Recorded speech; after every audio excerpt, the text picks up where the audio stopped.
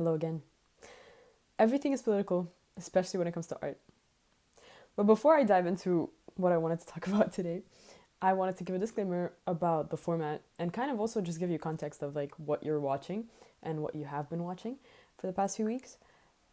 I like started off calling these things video essays, um, but I kind of want to change that a tiny bit because what this is little like conversations. Like I sit down and I just kind of express whatever I go down the rabbit holes of my brain as I build this project that I'm building called Kinostudia. Um, that's kind of like a mission driven feminist film studio.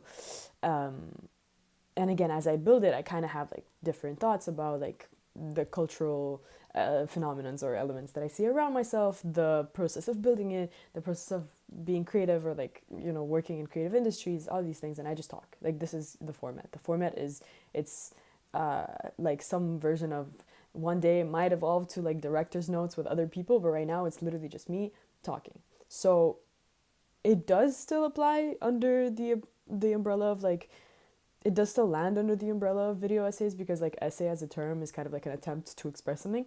But I do want to say, especially for this video, that I'm actually the most excited about, I think, for this like topic of conversation, is that there are people who have done research, have written books, have I don't know, made video essays, movies about these topics that are so important. And so I kind of want to encourage for this specific video, if you have any sources to add to this conversation and to kind of like allow other people to deep dive into the actual like core of what we're going to be talking about, please do share. Even me, like I would love to read, and yeah, because this is kind of just like thoughts, and I think it is also important to read about it and understand the research that goes behind it. But everything's political, especially art.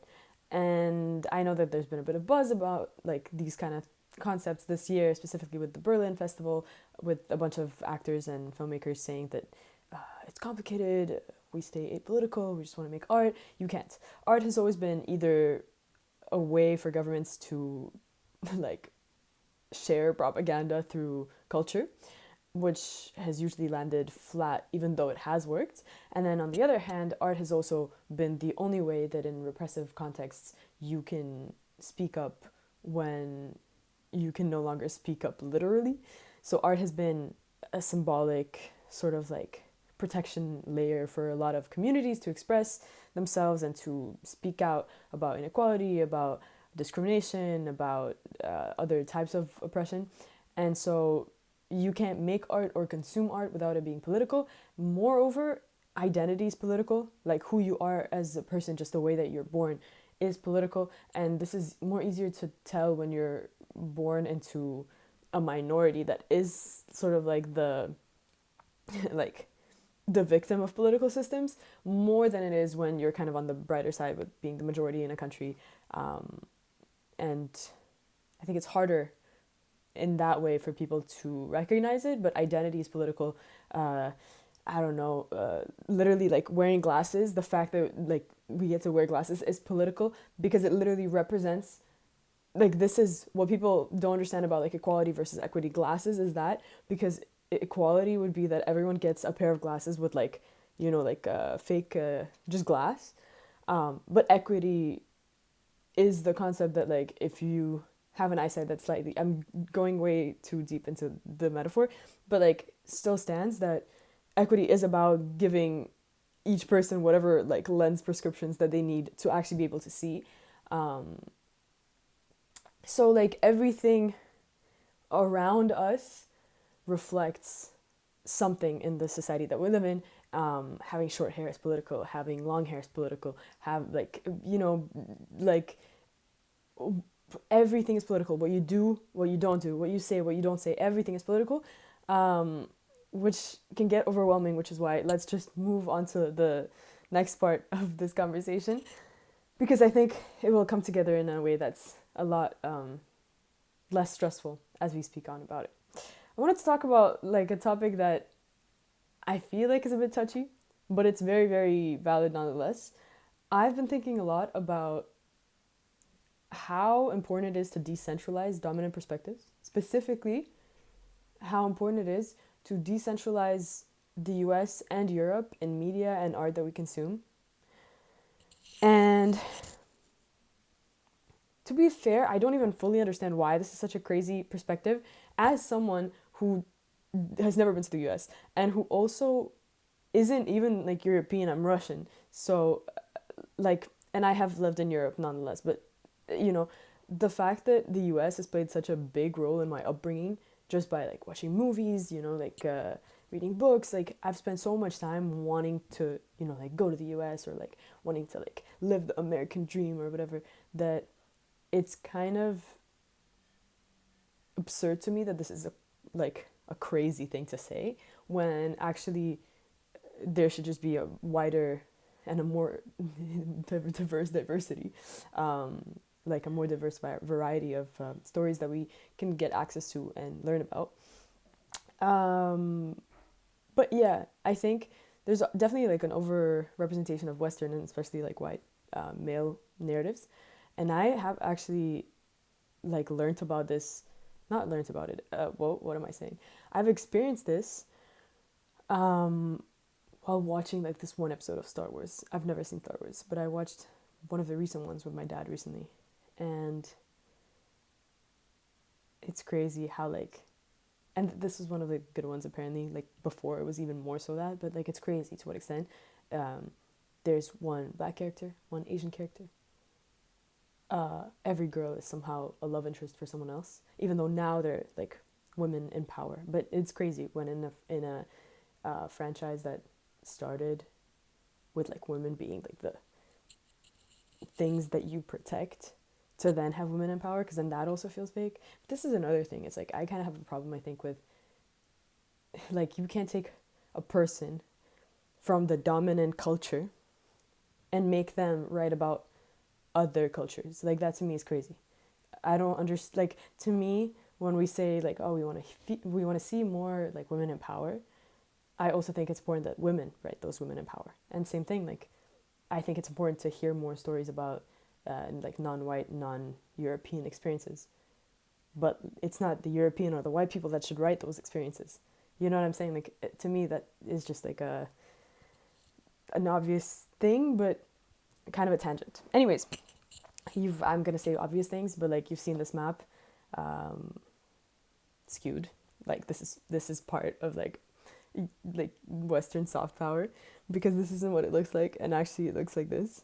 Wait, I don't, yeah, like this basically, but anyways, I don't know which one like is the exact accurate one, but like even here you can see that like the the the scale is off in the one that we've seen the most. And this is important because an oversaturation of one perspective, or no, actually just like a repetition of anything that we get told, becomes the norm and becomes the truth. And that's the problem with why art works as propaganda. It's because if you repeat something enough times, in the minds of people, and that's at the end of the day what collective truth means, in the minds of people it becomes truthful, and that's it. That's all that matters. There's no such thing as like the objective truth or whatever. In terms of society and in terms of everything being political, if you repeat enough times that a certain subgroup is bad or dangerous or like not normal or whatever, it will become common knowledge, common sense. It will become an obvious thing. And that is like, I think, very well illustrated by the like whole map situation that we have, because I grew up with this and I thought, like, I genuinely could not have imagined what would make a kid go like, let me just double check if the map is correct. You don't. And this is like, the map is obviously an example that we've seen a lot on social media, but the truth is it's like that with everything. Anything that you think is like an obvious matter might not be, might just have been repeated enough times that it became obvious, and might actually be like a fully made up lie. Like it might actually be that. And like again, as like a combination of all of that, cultural saturation leads to a narrow understanding of human experience, which again I feel like is kind of obvious, but the more that you get the like one story, the more that you imagine that everything in the world comes down to this. Like it makes it universal when it's not necessarily universal. And that's also partly why it's important to actually like have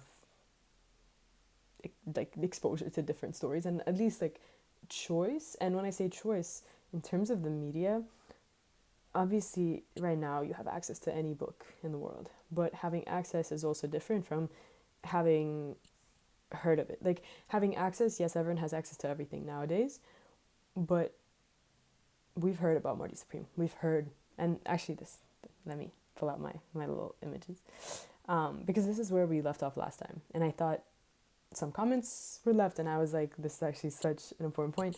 And the fact that we like, it's actually super super important, because the fact that we've heard about Charlie XCX, Timothy Chalamet, but specifically in the context of Marty Supreme, all these things are such a direct like representation of what we're talking about, because like a lot of art gets made, but the art that we hear about is like is political in one way or another. And what I mean by that is that, okay, two things, because I think it's important to study like examples like Brad Summer and Marty Supreme to be able to gain insights from them and then implement them into stories that are not told or not shown enough because of structural imbalances. And when you look at Marty Supreme, to me, and some people might disagree, but to me, it's just another, like it's another white guy story. And I genuinely, as much as the movie was well made and nice and whatever, the director is questionable, but mostly like the movie itself, like not the movie itself, the story itself was kind of boring. It felt like you've seen it already, and I know a lot of, again, people might not agree, but my experience as a non-American, as a woman, I just didn't care. Like, because I've seen similar stories so many times that it was just boring. From the fact that like we've just seen similar things before, and I felt like I didn't gain any new insight. I didn't learn to empathize with a new perspective. I think on a cultural level, it didn't feel like I connected to a new person. And that was just a bummer. But however, Marty Supreme is like the epiphany of a story we've heard, a story about some extent of masculinity, to some extent a story about like boys will be boys, just because he's such an unlikable character and we end up having to somewhat relate to him, or like at least root for him to some extent. I don't know. I think the fact that this is what went mainstream is super, super telling of the world that we live in. But I do think that you can take certain things, you can learn from how they made this work and how they made it go as big as they did, and take those insights and put it into work that actually deserves to be seen, but that structurally and like socially, and I mean like in terms of power dynamics within society, is harder to actually deliver to people. And yeah, I think like that's the main reason why I look at examples like Marty Supreme and Charlie XCX and all of that, is that it fascinates me from the perspective of reach. Like, how do you actually get into people's daily environment as an artist and as like a phenomenon? But at the same time, I'm in no way saying that these are necessarily the works that deserve it the most or whatever. And I think that's the main thing, is that it really comes down to how well you market art. But again, marketing in art also has two pillars. It has like the pillar of creative direction and all of those things, and then it has the pillar of structurally who's willing to endorse it and who's willing to support your art getting seen, getting heard, and getting reacted to. And a lot of the times, a more independent project and a project that is more of a project that speaks the voices, or like that reflects the voices of minorities, or underrepresented communities and groups, what happens is that they can do this part really, really well. They can market, they can, have an incredible arts and have incredible, creative direction and all of these things. But this is the part that kind of fails them. This is the part that structurally power dynamics will block. The gatekeepers in the film industry, in the music industry, in whatever industry you want, will actually like sabotage them. And even sabotage feels like a bit of a fake word for this, but they will structurally block them and structurally make it harder for those voices to be heard. And that's the important part. But at the same time, I do have a strong belief that if you outweigh the structural gatekeepers with enough of a creatively interesting marketing communication, then I think you can kind of like, my thesis, I think, is that you can surpass a lot of the structural societal blockers. And specifically with social media, I think that's kind of like what all of this enables. But again, even me, like, I'm still learning how to, like, what any of this means and how you can actually use it and all these things. But I think what's important is that, you kind of keep trying to study phenomenons around the world to kind of learn here and there and then apply it to stuff that you think deserves it. And yeah, so the fatigue of limited storytelling, it just gets boring. Marty Supreme example, Star Wars example, it gets boring to see the same story in different like colors in different movies, whatever. It also restricts imagination and empathy. Like I said, like, you don't culturally travel, you don't connect to another person when you watch another story of the same person, basically. And the other thing I think is that as much as you can expand your perspective through watching a movie about a character from another culture or another experience, I think the most important part in life is actually expanding it through lived experience.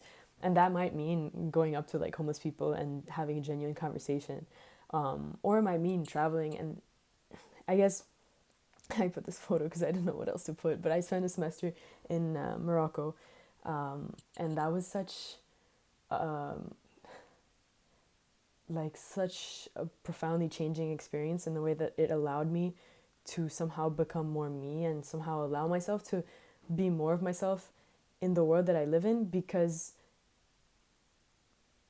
changing environments, and especially I think doing that without like my parents and kind of traveling on my own for the first time, has allowed me to be so I'm gonna sneeze, I think, be so on the same level with not on the same level, actually, like, nothing in the surroundings that I was in imposed my identity on myself. So when I interacted with people, I was so open to being changed.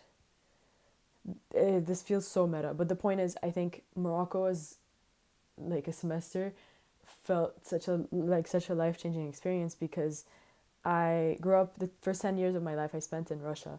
Then I mostly lived in France. And going to Morocco, I think, unlocked this freedom,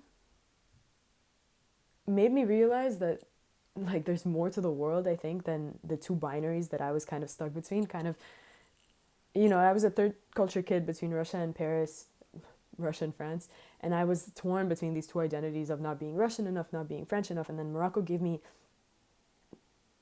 like insight into the world of like, you can be anyone because there's so much in the world. And then beyond that, obviously, I think like on so many levels, I could actually talk about this for hours, but like speaking Moroccan Arabic, Dirija, with people there healed so much of my like anxiety around languages. Like I used to be insecure about my French, and all of a sudden actually communicating was more important than actually like checking in with yourself and looking good or being smart or whatever. And I think, again, this is where, like, please, like, if someone has a paper on this, I would love to read it, but it's like, I don't know how, but just traveling, and especially traveling, not that I had like a prejudiced view, actually, I didn't have a prejudice, I didn't have any kind of like specific prejudice about Morocco, because I've been to Morocco before, but this is, one second, this is kind of a tangent, but this is where I'm from. Like, this is actually a photo of my I think my apartment building was this one. But regardless, like this is a photo of where like I spent the first 10 years of my life. Okay, this is the playground where I played on. This is where I come from. And in Russia, when I was a kid, and this is horrible, I'm not gonna like, I'm laughing right now because it's such a crazy thing, but I'm really not like trying to diminish the gravity of this. In Russia, they have this kid song that basically says, I'm sorry, I'm gonna laugh because it's insane. It says, "Don't go to Africa because a cannibal will eat you." Like it literally says, like, go on a walk, but don't go to Africa because a cannibal will eat you. Like this is a kid's song. It's insane. They also have a song about like gay people and how you shouldn't be friends with them. But regardless, let's focus on Africa right now. There's that. So I'm just gonna use that now that we've settled this. I literally like we can talk about this also for another hour, but let's just settle this. And from that perspective, I think going to not that I believe that song, okay, but from the perspective of you have whatever prejudice that that you gather in your cultural like upbringing, going to places that challenge whatever beliefs and prejudice that you've gathered is so important, because those are the places that are going to change you the most as a person, because humans by default connect through empathy. Like you and whoever you hate the most in the world are actually both human. Okay, maybe not like horrible people, but cultural differences that you think are like, like they eat with their hands, how could they? That is exactly where you need to go. You need to go and eat with your hands with them, because like we're all human beings, and empathy is our natural like way of communication, and politics is what divides us, and rightfully so. Again, I'm not necessarily like challenging this, but the point is governments try to divide people so that the people are busy fighting against like each other within their small communities than they are against fighting like the repression of a government and the structural differences. Again, I'm saying this in such simple terms, this deserves like 10 papers in the comments, so maybe I'll also try to find something. I'm also doing like dissertation research, but I swear I'll find something. But if you know anything that kind of like explains this in better terms and in more detail, would be super, super helpful. Because again, I think as much as a lot of these things are intuitively understandable, I think it's also important to know the real life implications of these things, because these are serious. Like this is the first conversation that we're having about serious things. And again, the format doesn't necessarily allow it, because it's like a lighthearted conversation format, but decentralizing dominant perspectives. Okay, that's like my main point. It's not necessarily about America, but in terms of Hollywood, like America has eaten that. And again, great, like they did know how to make movies. I bet a bunch of other people did too, but regardless, the soft power thing is a fact. I was a little kid growing up in Russia, and I watched American movies. As much as Russia also had its own like version of Hollywood. Well, not really, just movies that they made. But yeah, anyways, expand perspective through both lived experience, and then I think by expanding it through lived experience, then even you as like, especially if you're like a white person and you're like a guy and all of these things, like great, like expand your perspective and then share that. And I think it's not necessarily, I said at the beginning that like if you're, let's say like if you're white, you should write stories of non-white people, and I do believe that. But however, if you're white, if you're a guy, whatever, and you actually expand your perspective, that can be stories to tell about how you managed to, I don't know, realize that you're a little bit like racist or whatever, or sexist. Because again, I come from like international schools, and like like all my friends are from different countries, so we spend a lot of time talking about how we're all by default, everyone's racist, by default everyone's super misogynistic, even if they don't realize, like everyone has ingrained homophobia, internal like racism, sexism, whatever you want. Everyone gets brought up. I'm jumping topics here, but like actually, yeah, let's lead the way. The complexity of individual perspective, and this is interesting because we kind of already went over it, but no one's a finished product. Like even the oldest person, the wisest person, no one has a fully complete and fully set in stone worldview, because the existence of a human being kind of is a perpetual growing and a perpetual questioning state, no one's a finished product, which is where a lot of the times I think it's more important to let people, not that it's not anyone's responsibility to educate other people, obviously, but I think it's important to give people the space to also change and evolve, because it's pointless for someone who you think is racist to just stay in that bubble. But I think it's so important that they actually get pushed into whatever scares them. I don't know. This is a complicated one because, but then again, this is great for me. And again, as like a filmmaker, for me, this is where it's interesting. It's so interesting to like market to a group of white people and then show them a movie that challenges their racism and that, like puts them in a situation where they're kind of like like stuck, and empathy is their only way to actually enjoy the movie, because if not, what are they going to do, sit and be racist? Again, this is a very surface level example or way to like explain it, but to me that's kind of that side of it. The other side of it is that even if you think that you're not sexist, again, we're not finished products, and there's probably something that you don't know that I don't know. We're constantly evolving our perspective, and I think that's the importance here, is that yes, everything is political, but we don't by default know that like the map is skewed, and that that not speaking up is political, that not, again, some of these things over time, like by the age of like 30, you would think you would know. And again, I'm not in any way justifying like not speaking up or not, not using the power that you have in the world. However, I do think that the whole thing is that you can't ever say, okay, I've read enough books, I know enough about feminism to to just be a feminist now. It's constantly learning, it's constantly evolving, and it's constantly questioning yourself even more. The role of upbringing also plays a huge role, because obviously if you grow up without the exposure to other countries, to other cultures, to other ways of living, it seems crazy to you. Again, if you grow up and you eat with a fork and a knife, it might just be crazy to you that other people like use chopsticks, or like just don't use a fork and a knife. Like whatever it might be, you might have by default certain things that you find crazy. That's, but again, by default everything's okay. But that's where the active step to seek out new ideas and to expand your worldview is a sort of like civil responsibility. And again, in international schools, it's super interesting.